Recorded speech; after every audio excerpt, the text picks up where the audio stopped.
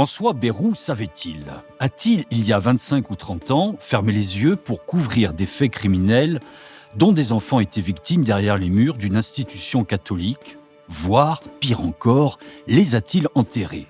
Ou, comme il affirme, n'était-il pas au courant et a-t-il fait, je cite ce qu'il a déclaré le week-end dernier, tout ce que je devais faire quand j'ai été ministre et ce que je pensais devoir faire quand je ne l'étais plus.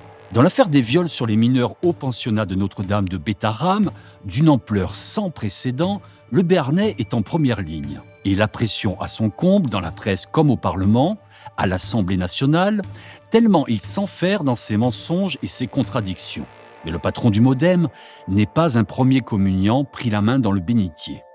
Il est le Premier ministre de la France, occupe de hautes fonctions depuis 40 ans et on se demande comment il peut tenir dans un tel contexte. Cette question se pose d'autant plus après les développements des derniers jours de cette semaine que Blast exhume une autre affaire d'agression sexuelle sur des enfants. Une affaire encore en lien avec l'enseignement et l'éducation nationale et derrière laquelle on retrouve le même François Bayrou, qui en était le ministre sous le gouvernement Juppé. En bien des aspects, elle est similaire à celle qui vaut aujourd'hui au chef du gouvernement de patauger en fâcheuse posture. Ces faits ont eu lieu au même moment que les sordides événements de l'internat de Bétarame, toujours dans le sud-ouest, relevant du même rectorat de Bordeaux.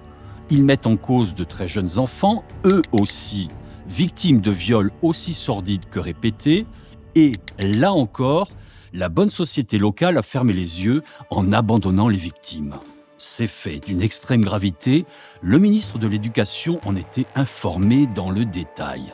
Il n'a rien fait, préférant enterrer le scandale. Malgré des alertes, des plaintes et un rapport insistant de son inspection générale sur l'inaction de l'Éducation nationale. Malgré les interpellations de ses propres amis, qui l'ont exhorté à réagir et faire quelque chose. En vain. Cette seconde affaire, que tout le monde a oubliée, est le décalque exact de l'affaire de Bétarame. Cet autre scandale qui remonte à la surface racontait déjà tout. Tout était dit il y a 25 ans. Ce continent inconnu, comme le maire de Pau a qualifié les crimes commis à Bétarame, François Bayrou ne le découvre pas aujourd'hui. François Bayrou a bien tenté de contre-attaquer. Dans le décorum de théâtre de sa mairie de Pau, il a voulu le faire avec des accents de franchise. C'était en tout cas l'objectif recherché et le sentiment qu'il voulait imprimer. Calé avec Alain Esquer, l'ancien pensionnaire de Bétarame qui se bat pour faire éclater la vérité sur un scandale sans précédent, et rassembler autour de lui ceux avec qui il échange sur Facebook depuis octobre 2023, ce rendez-vous était un pari. Décidé à montrer qu'il ne se cachait pas, capable d'écoute, et surtout qu'il prenait ses responsabilités, le Premier ministre se sentait les épaules pour l'affronter. Mais samedi dernier, à peine lancée la longue conférence de presse au sortir de cette réunion à huis clos, quelque chose dysfonctionne. La gêne est palpable. À moins d'observer la scène d'un œil distrait, une seule chose capte toute l'attention. C'est le corps du Premier ministre. Si le corps ne trompe pas, tout dans ses attitudes, ses réactions, ses mimiques et grimaces sonne faux. C'est palpable pendant 3 longs quarts d'heure. Devant nous et devant la presse, un François Bayrou mal à l'aise et emprunté tente de se contenir avec le plus grand mal, conscient d'être sur un fil. Avec cette façon de se retourner dès qu'une question d'un reporter le concerne personnellement vers les ex-internes de Bétarame placés derrière lui, quémandant leur approbation et répétant jusqu'à plus soif « Même eux ne savaient pas ». Vous ne saviez pas donc. Eux ne savaient pas que eux n'étaient pas au courant, que leurs parents ne savaient pas. C'est aussi fascinant que gênant. Terriblement. L'affaire du collège et lycée privé de Bétarame a été sortie de l'oubli par l'obstination d'un homme. Depuis des mois, Alain Esquer ne vit plus que pour ce combat. À ce jour, ils sont 114 à s'être signalés comme victimes auprès de la justice. La plupart de ces hommes sont dans la force de l'âge. Ils ont trouvé collectivement le courage de ne plus tenir à l'écart ces cauchemars remontés de leur enfance. Mais certains sont plus jeunes, nettement, et se posent alors la question de la non-prescription. Le parquet de Pau, qui a ouvert une enquête préliminaire, s'est emparé du dossier. Il est vertigineux, Pourtant, ces exactions se sont pratiquées pendant des décennies et tellement c'est toute une société locale qui, par son silence, en a été de fait complice. Dans le rapport Sauvé, qui a ouvert en 1999 le très grand livre des crimes sexuels de l'Église, notamment sur les enfants, Bétharam n'est jamais cité. Cette affaire aurait pourtant mérité tout un chapitre, dans lequel il aurait fallu se pencher aussi sur l'inertie et l'inaction hors de l'Église, celle des collectivités locales, de l'État, de l'administration, et tous ceux responsables politiques aux affaires qui n'ont rien fait. Ce n'est pas le fruit du hasard. Pourquoi ? Le diocèse de Bayonne-Pau est le seul à avoir refusé d'ouvrir ses archives aux membres de la commission Sauvé. Pour revenir à l'actualité, la question crûment posée aujourd'hui reste celle-ci. Les manquements de Bayrou peuvent-ils lui valoir une mise en cause dans le dossier judiciaire ? Et sur le plan politique, au-delà de l'implication pénale, se pose celle de son rapport à la vérité. Cette considération concerne un homme qui a toujours placé son action sous une dimension morale et revendiqué une parole de vérité. La mèche a été allumée par une enquête publiée début février par Mediapart. Le point de départ de l'enquête, c'est une interrogation en fait, qui vient confronter deux faits majeurs, qui sont à la fois des révélations extrêmement graves sur le mode de fonctionnement de Bétharam, avec des violences systémiques pendant des décennies, des générations, avec des auteurs différents, et un établissement qui était complètement dysfonctionnel, des années 50 aux années 2010. Et en face de ces révélations, en fait, un silence immense de la part de l'élu le plus puissant du Béarn, qui est François Bayrou, qui a une emprise assez phénoménale sur la région. Il a des capteurs partout, il a des informations, et surtout il a sur les dernières décennies, en parallèle finalement de ce scandale Bétharam, occupé toutes les responsabilités possibles et inimaginables dans la région. Il a été président du département, député, il était député de la circonscription, il a été et il est maire de Pau, il a été ministre de l'Éducation nationale de 93 à 97, et il était aussi parent d'élèves à Bétharam. Son épouse, sa propre épouse, il était professeur de catéchisme. Tout un tas de protagonistes de cette affaire, des notables locaux, étaient des proches de François Bayrou. Et finalement, à partir de l'année 2023, quand un collectif de victimes s'est monté, eh bien, François Bayrou n'a jamais réagi sur cette affaire. Et moi, c'était vraiment une interrogation de départ. C'était de me dire, c'est quand même curieux d'avoir l'élu le plus puissant de la région, qui est évidemment au courant de tout, et qui ne dit pas un mot du scandale qui est en train de sortir, alors que, par exemple, sur la scène nationale, on voyait François Bayrou qui commentait, par exemple, le procès Pélico. Mais par contre, c'est très curieux de voir qu'il ne se prononce pas, il ne répond pas aux victimes, il ne répond pas aux médias, dans une affaire hors norme qui concerne son propre territoire, où ses enfants étaient scolarisés et où il connaît absolument tout le monde. Donc c'est en fait le point de départ de l'enquête, c'est vraiment cette question-là, d'un silence face à un scandale. Dans cet article, nos confrères s'interrogent sur le rôle joué par François Bayrou.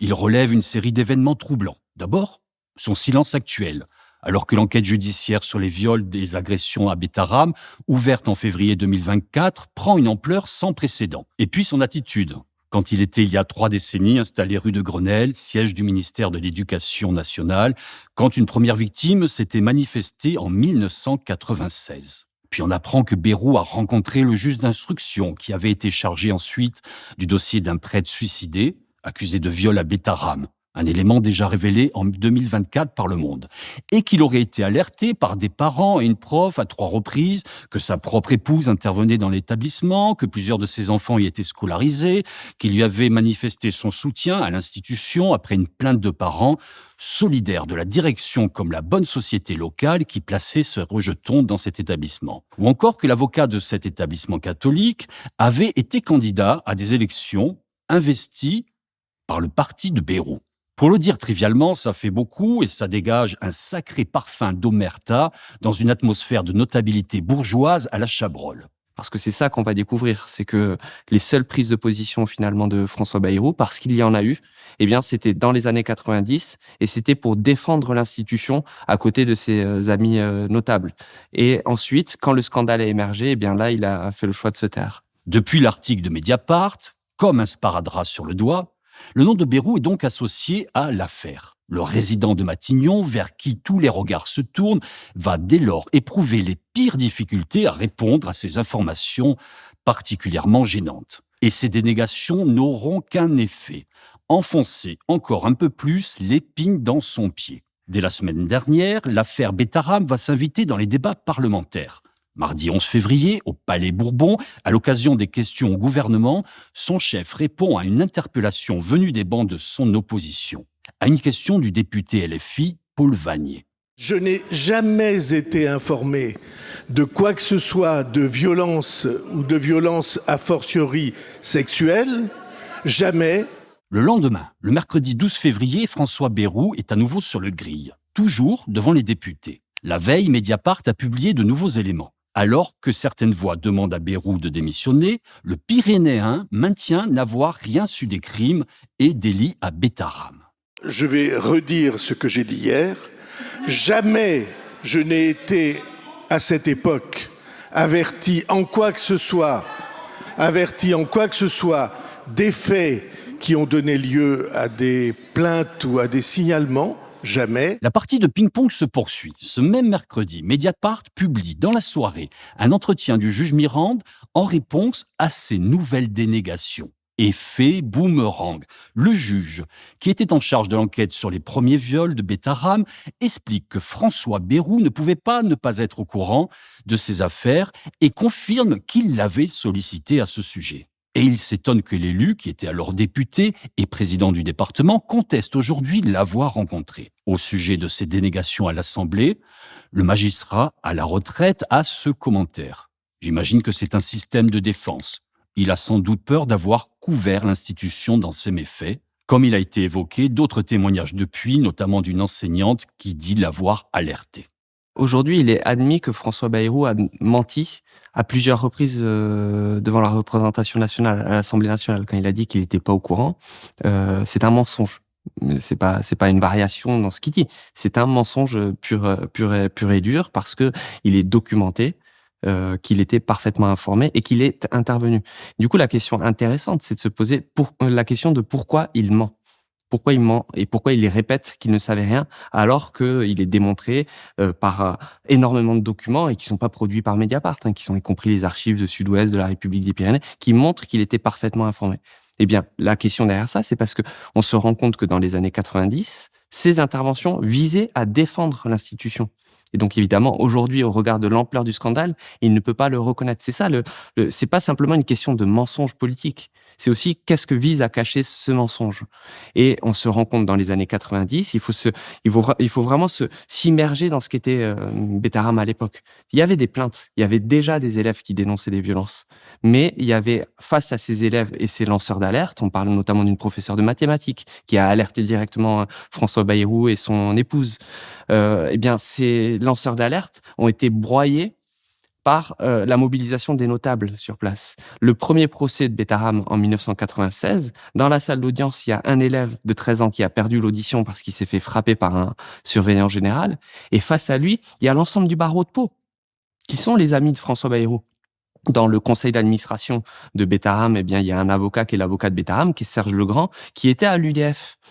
Proche de François Bayrou, le propre suppléant de François Bayrou quand il est ministre de l'Éducation nationale et donc qui siège à l'Assemblée à la place de François Bayrou, il est membre de l'association des parents d'élèves qui se mobilise contre les lanceurs d'alerte. Et donc il fait partie de cet écosystème, de ce monde des notables qui ne va pas simplement nier la réalité de ce qui est rapporté par des lanceurs d'alerte dans les années 90, mais qui va se mobiliser contre cette parole-là, pour protéger l'institution. La séquence de la semaine passée a été catastrophique. Les réponses de Bayrou aux interpellations des députés de la gauche, incroyablement maladroites. Cette gestion pue l'amateurisme. Résultat, ça n'a fait qu'infuser le poison mortel du doute. C'est dans ce contexte que la réunion de Pau de samedi dernier a été organisée. Voyant la polémique gonfler, sans doute aiguillé par de bonnes âmes et ses conseillers, le centriste a compris qu'il lui fallait reprendre la main pour espérer se sortir de ce guêpier et d'une affaire qui lui échappe. Vendredi 14, un nouveau pas est franchi quand le député LFI de Savoie, Jean-François Coulombe, saisit la justice pour non-dénonciation de mauvais traitements ou d'agressions sexuelles sur des mineurs. Il faut une initiative marquante, impérativement et vite. François Bayrou, depuis les années 90, il sait ce qui se passe dans cet établissement. En 1998, il est allé à son initiative. Il faut imaginer ce que ça représente. Aller voir le juge d'instruction qui est en train d'enquêter sur des affaires de viol visant le directeur de l'établissement dans lequel sa femme travaille. C'est ça qu'il a fait François Bayrou à ce moment-là. Il a d'abord contesté ce rendez-vous. Aujourd'hui, il finit par le reconnaître en essayant de le minimiser. Mais il n'y a rien à minimiser dans cette affaire. Imaginons le président du Conseil général qui va voir le juge d'instruction en charge de cette affaire pendant l'enquête pour évoquer le dossier. Il dit, j'ai parlé de l'ambiance de l'établissement. Mais même l'ambiance de l'établissement, c'est l'affaire. C'est le directeur qui est mis en cause pour des faits de viol. Et donc, c'est toutes ces interventions-là que François Bayrou essaye aujourd'hui de gommer, et on se rend compte qu'il est piégé. François Bayrou est un politique madré. L'homme a une longue expérience et aussi un souvenir récent, cuisant, qui lui restait entre la gorge. Cette démission, à laquelle il n'avait pu échapper en juin 2017, contraint d'abandonner son poste de garde des Sceaux dans le premier gouvernement Édouard Philippe, un mois à peine après avoir été nommé, après l'ouverture d'une enquête dans l'affaire des assistants parlementaires européens du MoDem. Le principe de la réunion-conférence de Pau a été calé en 2 temps. Mercredi 12 février, après la double séance à l'Assemblée nationale, le Premier ministre a eu un premier échange au téléphone avec Alain Esquer. C'est ainsi qu'est née l'idée d'une rencontre. Le dispositif est arrêté lors d'une seconde conversation par téléphone entre les 2 hommes vendredi dernier et la presse alertée. Cette séquence incroyable de l'hôtel de ville de Pau mérite qu'on revienne dessus un instant. Pour entendre ou réentendre, c'est le moment sans doute le plus stupéfiant, le porte-parole du collectif des victimes Notre-Dame de Bétharane tenir ses propos devant l'hôte du jour. J'invite tous ceux qui n'ont pas encore saisi la justice à se manifester car un nombre colossal de victimes reste encore tapis dans l'ombre. De même, les services de l'État, et notamment ceux de l'Éducation nationale, ont parfois dysfonctionné alors que des alertes évidentes avaient été déclenchées par les enfants victimes. Le corps enseignant, témoin des violences quotidiennes et à quelques exceptions près, n'a pas réagi et a laissé faire ses comportements délictueux pendant plusieurs décennies. La congrégation des pères de Bétharame porte par son inaction et par réflexe de protection une responsabilité immense dans cette affaire. Voir et écouter dénoncer ainsi les services de l'État, notamment ceux de l'Éducation nationale qui ont parfois dysfonctionné alors que des alertes évidentes avaient été déclenchées par les enfants victimes, la mise en abîme est incroyable. Devant un Bayrou silencieux, le regard qui semble perdu, dont la présence fait de lui le soutien de ses paroles et ses protestations. Pourtant, c'est bien de lui, ministre de l'Éducation nationale en 1996, quand le couvercle de Bétharame s'en trouve pour la première fois, dont il est aussi question. Cette mise en scène, si on y réfléchit, est insensée. Bayrou vient en fait protester contre l'inertie et l'inaction, et peut-être plus, dont il est lui-même responsable sur le parvis de sa propre mairie. Éteindre l'incendie. À l'évidence, l'opération n'a pas convaincu et rien réglé. La mèche est allumée et le feu court toujours. Surtout que ça s'enchaîne derrière, et pas dans le bon sens. Dimanche soir, lendemain de ce moment improbable à Pau, c'est TF1 qui dépose une pierre de plus dans le jardin jonché d'embarras du Premier ministre. Cette fois, c'est un gendarme qui témoigne dans le magazine 7 à 8. Ce militaire était en charge de l'enquête sur le directeur de Bétharame, le père Sylvier Caricart, accusé de viol sur mineur. Le gendarme affirme donc que François Bayrou est intervenu en 1998 auprès du procureur général alors qu'il était député UDF des Pyrénées-Atlantiques dans le cadre de l'information judiciaire en cours sur les agissements du père Caricart, dont le dossier d'instruction a été piloté par le juge Mirande. Au tribunal, dans le couloir, M. Mirande m'attend dans le couloir. Il m'a dit, Monsieur Rontin, il y a un problème. La présentation va être retardée. Le procureur général demande à voir le dossier et M. Bayrou est intervenu auprès du procureur général qui demande à voir le dossier. Ce dimanche, toujours sur France Info, le député insoumis Paul Vannier demande pour la seconde fois la création d'une commission d'enquête parlementaire. Il y a un problème. Comment, pendant des décennies, des crimes aussi graves ont-ils pu intervenir dans un établissement qui est financé sur fonds publics, qui assume une mission au nom de l'éducation nationale ? Comment pareils crimes aussi nombreux pendant une période aussi longue ont-ils pu se tenir sans qu'aucun service de l'État ne détecte un grave problème et n'agisse en amont? Voilà la question qui est posée. Voilà pourquoi j'ai demandé une commission d'enquête et je me réjouis que mercredi, un vote aura lieu pour décider ou non de la création de cette commission. Ce même jour, décidément même le jour du Seigneur tout fout le camp, le patron du Parti socialiste met à son tour la pression sur Bayrou, évoquant, après les insoumis et les écologistes qui l'ont déjà réclamé, sa démission, à sa façon. Prudent, égal à lui-même, Olivier Faure considère que ce serait la seule issue si les soupçons qui pèsent toujours sur lui se confirmaient. S'il est avéré que le Premier ministre a participé à la loi du silence, oui, en conscience, il devra démissionner. Après ce dimanche pas vraiment de tout repos, le début de semaine est tout aussi énervé. Ce lundi 17 février, le coup dur vient de Pau, d'un avocat inscrit au barreau de la ville de Bayrou. Maître Blanco a été celui de l'élève qui, en 1996, a été la première victime déclarée des violences à Bétharram. C'est la fameuse gifle qui avait déclenché l'inspection générale infructueuse dont François Bayrou revendique la paternité. Également élu d'opposition, Maître Blanco annonce saisir le parquet d'une plainte. Il demande que soit diligentée une enquête pénale pour entrave à la justice, évoquant le délit de recel de crime.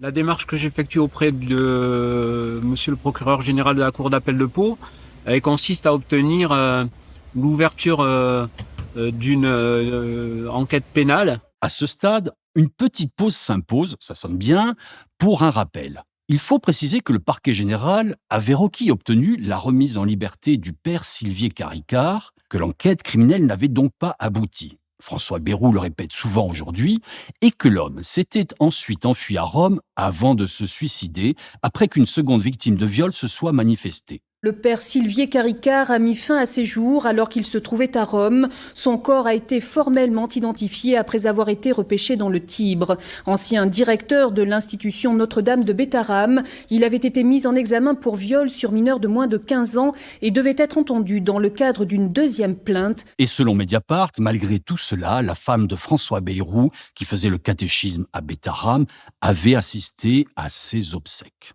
Retour à la semaine en cours, à l'Assemblée nationale, rebelote, au Palais Bourbon pour les questions au gouvernement mardi. Le moment était attendu, on n'a pas été déçus. La polémique a pris une autre tournure. Poussé dans ses retranchements, François Bayrou est passé à l'offensive, pointant à son tour un doigt accusateur vers les ex-ministres socialistes de la Justice Élisabeth Guigou et de l'Enseignement Ségolène Royal. Si je ne savais pas, d'autres savaient. Parce que j'affirme devant vous que le procureur général, lui, a tenu informer la chancellerie sur ces affaires à 4 reprises dans l'année 1998. Quel était le gouvernement à cette époque ?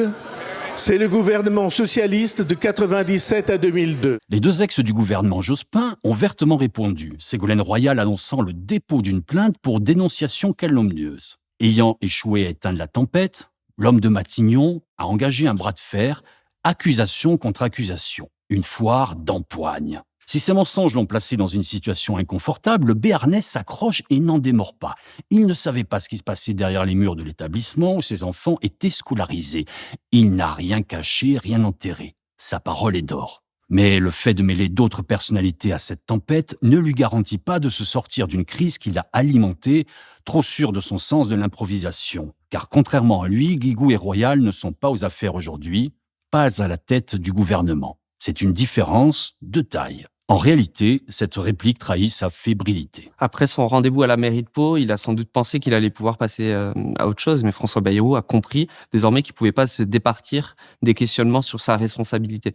Et donc, il fait comme un réflexe classique dans ce genre d'affaires, on crée une affaire dans l'affaire et on essaye finalement de salir le camp politique d'en face en disant que ils sont également impliqués là-dedans, mais ça n'enlève rien à sa responsabilité à lui.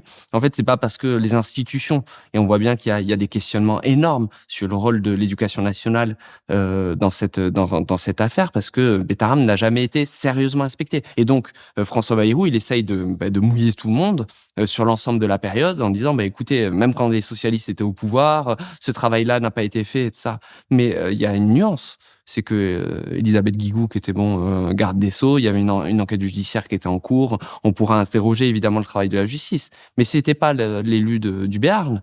Elle avait pas son épouse ou son conjoint qui était à Bétarame. Elle avait pas ses enfants qui étaient sur place. Elle était pas proche de l'avocat de Bétarame. Elle était pas proche d'un certain nombre d'administrateurs de cet établissement. Et à l'époque, elle n'avait jamais pris des prises de position favorables à l'institution. Déjà compliqué, surtout que la Commission des affaires culturelles et de l'éducation à l'Assemblée nationale a voté à l'unanimité pour la création d'une commission d'enquête ce mardi. Une première étape, la position du Premier ministre sur une corde raide risque de se tendre un peu plus avec de nouvelles révélations qui se surajoutent à tout ce qui s'est passé ces 2 dernières semaines. Blast, en enquêtant, a remonté une seconde affaire. Elle est similaire sur bien des aspects et ce qu'elle dévoile est troublant. C'est encore son passé à l'Éducation nationale qui rattrape François Bayrou. Alors qu'il était en charge, le ministre a enterré un autre scandale de sévices infligés à des mineurs, à de très jeunes enfants. Cette fois, ce n'est pas d'une claque dont il s'agit et celle de Bétarame avait entraîné un lourd handicap pour la victime de 1996 dont le tympan a explosé. Dans ce second dossier, ce qui est en cause et incontestable, ce sont des viols répétés sur des mômes, un frère et une sœur. Ils se sont produits à Bergerac, en Dordogne. Ces sévices et agressions sexuelles imposées aux enfants par un enseignant ont duré des années. André Garrick, professeur de mathématiques, ancien collègue de leur père, les sodomisaient depuis leur âge de 7 ans. Comme à Bétarame, on n'a pas voulu écouter. Le collège Henri IV est une institution à Bergerac et le professeur Garrick en était une figure respectée, un notable. En 1992, quand le père des enfants dénonce les faits, il se heurte à un mur d'indifférence, d'incrédulité, de bien-pensance. Sa famille est moquée, stigmatisée, abandonnée. Pour seule sanction, on propose de muter le violeur. Puis l'administration s'en prend au père de famille, lui-même fonctionnaire de l'Éducation nationale, qui refuse de laisser ainsi enterrer l'affaire. Principal de collège dans un autre établissement, on lui refuse une promotion. Puis on lui impose une mutation.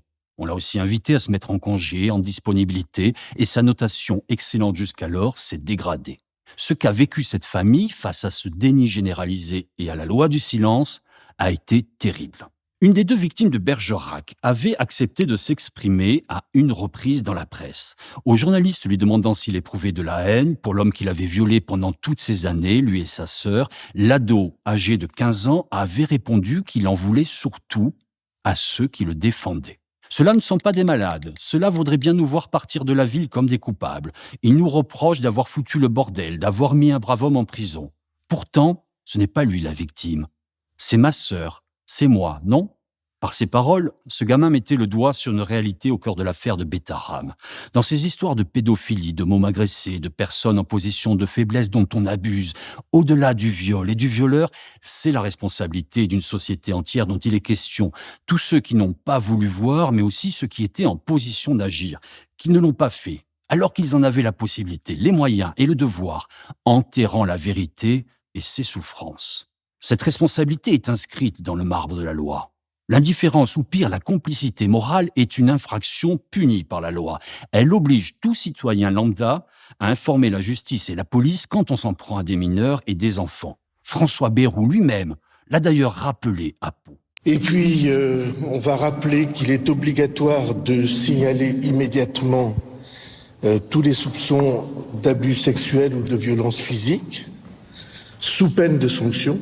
Plus largement, cette obligation de mobilisation est censée aller de soi pour ceux qui servent la chose publique, qu'ils soient directeurs d'administration, fonctionnaires et hauts fonctionnaires, élus et ministres, tenus de signaler à la justice un fait délictueux. C'est le fameux article 40. Ce qu'il impose n'est pas à discrétion, c'est une obligation. Cette obligation, si elle n'est pas mise en œuvre, engage la responsabilité devant la justice de celui qui ne fait rien, qui n'a rien fait, alors qu'il avait des informations, alors qu'il savait. Elle est sanctionnée.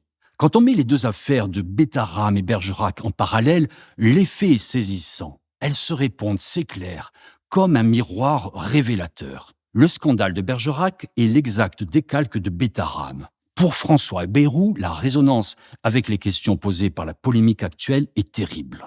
Dans l'affaire de Bétarame, le chef du gouvernement de coalition dit avoir été au courant seulement d'une gifle. Dans celle de Bergerac, il était informé des viols répétés sur ces jeunes enfants qui ont vécu un calvaire. Le garçon qui s'était exprimé dans la presse lui a écrit pour parler de son histoire, tous les blocages rencontrés et des mesures de rétorsion que l'administration et le rectorat ont fait peser sur son père dans sa vie professionnelle. Dans l'affaire de Betaram, l'inspection générale déclenchée après la gifle de 1996 a conclu à un fait isolé. Comme ça a été publié hier, vous le savez, quand j'ai appris en 1996, alors que j'étais ministre de l'Éducation nationale, la première plainte pour une claque, j'ai fait organiser une inspection générale de l'établissement dont je n'avais aucune trace. Je savais bien que je l'avais souhaité, mais je n'avais aucune trace. Et cette inspection a donné lieu à un rapport que vous avez lu hier et qui était un rapport au bout du compte rassurant. Dans celle de Bergerac, l'inspection générale a aussi été saisie par le ministre après la première condamnation à 6 ans de prison prononcée par la justice contre le violeur en 1993. Il s'agissait de comprendre ce qui avait dysfonctionné. Quand il est remis, en janvier 1994, le rapport de l'inspection générale est accompagné d'une note au ministre. On y lit ceci à destination de François Bayrou. En cas d'abus sexuel commis par un enseignant, l'incrédulité initiale de ses collègues, du chef d'établissement et de l'ensemble de la hiérarchie, puis les lenteurs dans la saisine de justice ou les hésitations à entamer une procédure disciplinaire laissent dans l'opinion la déplorable impression d'un milieu éducatif plus solidaire du coupable ou plus soucieux de l'image d'un établissement que du traumatisme des victimes. Pour changer la donne, les auteurs du rapport invitent le ministre à prendre une circulaire pour mettre fin aux affaires étouffées à l'avenir. Avec ces mots, l'institution sortira grandie de l'épreuve, sachant sanctionner ceux qui la flétrissent au lieu de la servir et apporter aux victimes un soutien moral indispensable. Cette invitation est restée sans effet. La lettre circulaire n'a pas été envoyée aux fonctionnaires de l'Éducation nationale. Elle n'a jamais été rédigée. Ces deux histoires, Betaram-Bergerac, Bergerac-Betaram, racontent la même chose en réalité. C'est la parole des victimes, la dignité et la justice qu'on enterre. Dans les deux cas, en Dordogne et dans le Béarn, on a préféré étouffer le scandale, préserver la façade et des réputations, parce que seul compte au fond le jeu social. Le reste n'est rien, ne compte pas. C'est en réalité une complicité plus ou moins passive selon les situations dont il s'agit. Elle est morale au minimum. Et au centre de ces deux histoires quasi identiques, il y a François Bayrou. L'affaire exhumée par Blast, tout le monde l'a oubliée. Et pourtant, elle a eu un énorme retentissement, bénéficiant d'une publicité considérable. À l'époque, personne n'y a échappé. Élus, ministres, fonctionnaires, avocats, magistrats, enseignants, journalistes, tout ce que le pays compte de personnes informées. La terrible histoire de Bergerac et l'inaction du ministre Bayrou a été racontée dans un livre qui s'est arraché. Son titre ? L'Omerta française. Sorti en 1999, ce best-seller signé par la journaliste vedette du Point, Sophie Coignard, et Alexandre Wickman, a fait l'objet de citations et de reprises dans toute la presse, journaux, radios, télé. L'Omerta française s'est écoulé à des dizaines de milliers d'exemplaires et même au-delà. Dans ces pages, les auteurs citent des paroles attribuées à François Bayrou et cet échange entre le ministre de l'Éducation nationale et un de ses conseillers. Celui-ci insiste pour alerter son patron. Attention avec ces histoires de pédophilie, il faut faire quelque chose. En retour, le ministre a cette réponse glaçante, surtout quand on la découvre 25 ans plus tard à la lumière des développements de l'actualité. Je ne vois vraiment pas l'intérêt de salir l'Éducation nationale. Et puis tu imagines la réaction des syndicats. Non, je t'assure. Il y a des moments où il faut savoir se taire. Ces propos n'ont pas été contestés à la sortie du livre. Dans l'Omerta française, l'affaire Bergerac-Bayrou arrive au chapitre 3, au titre prémonitoire. Son titre ? Ouvrez bien les oreilles. Le club des enterreurs. Alors c'est pour moi une expérience bouleversante. C'est notre société tout entière qui ne peut pas accepter. C'est du moins comme ça que je le ressens. que ces violences demeurent ignorées, mais on est devant un continent méconnu, inconnu, ou trop longtemps inconnu, et puis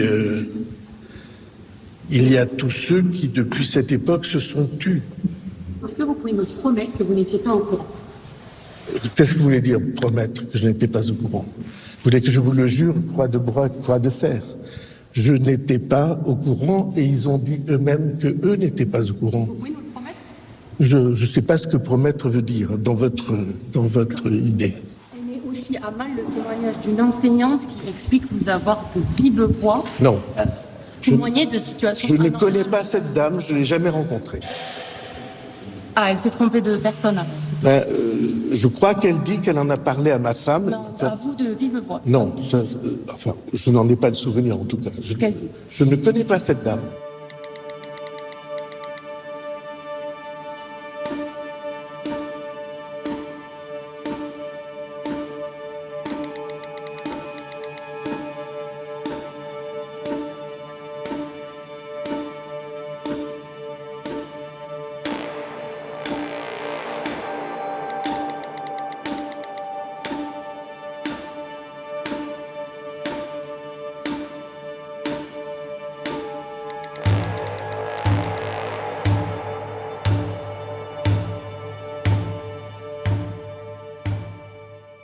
Les violences faites aux enfants, les viols, les perversions qui les touchent, c'est un continent caché et on commence à découvrir ce continent caché. Voilà, donc d'abord ces victimes, il faut les écouter et les comprendre. Je pense que c'est aussi ce qu'a fait le Premier ministre et ce que doit faire toute la société. Le Premier ministre n'a pas menti, le Premier ministre a dit ce qu'il savait et donc je pense que tout en prenant conscience du drame qui touche toutes ces victimes, il ne faut pas tomber dans le procès politicien. Je pense que ce serait très malvenu. Vous parlez de la fin des années 90, il y a eu une enquête pour viol contre l'ancien directeur de l'établissement qui s'est par la suite suicidé. C'était connu à l'époque, en particulier dans cette région. François Bayrou a reconnu avoir rencontré le juge d'instruction de l'époque. Vous êtes convaincu qu'il a dit la vérité ou est-ce qu'il y a eu au minimum une maladresse, une omission volontaire de sa part ? Vous le soutenez à 100%. En mai 2017, le ministre de la Justice a reçu une alerte sur une affaire d'agression sexuelle. Cette sale histoire, particulièrement sensible, met en cause, selon l'auteur de ce courrier, un ministre de la République qui siège donc à la même table du gouvernement que le destinataire de la missive. Cette lettre, que Blast produit en exclusivité, se conduit sur cette invite qui renvoie à la République exemplaire prônée par le président de la République. Monsieur le garde des Sceaux, en tant que chef du parquet, je vous prie donc de diligenter une enquête par rapport à cet abus de faiblesse, abus de pouvoir, voire viol, ainsi que de transmettre copie de ce courrier à Matignon. Le ministre destinataire de ce courrier n'a rien fait de cette alerte et de cette demande. Il s'appelle François Bayrou. Le ministre désigné comme responsable de cette affaire d'agression sexuelle, Gérald Darmanin.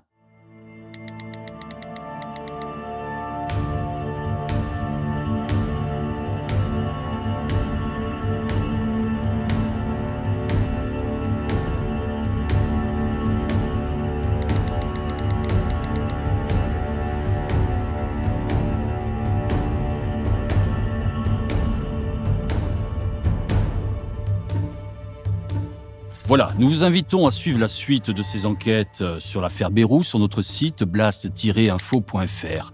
Et puis surtout, n'oubliez pas, c'est grâce à vos dons et votre soutien que Blast peut continuer à produire ce genre d'enquête et de travail. Au nom de toute l'équipe, merci d'avance.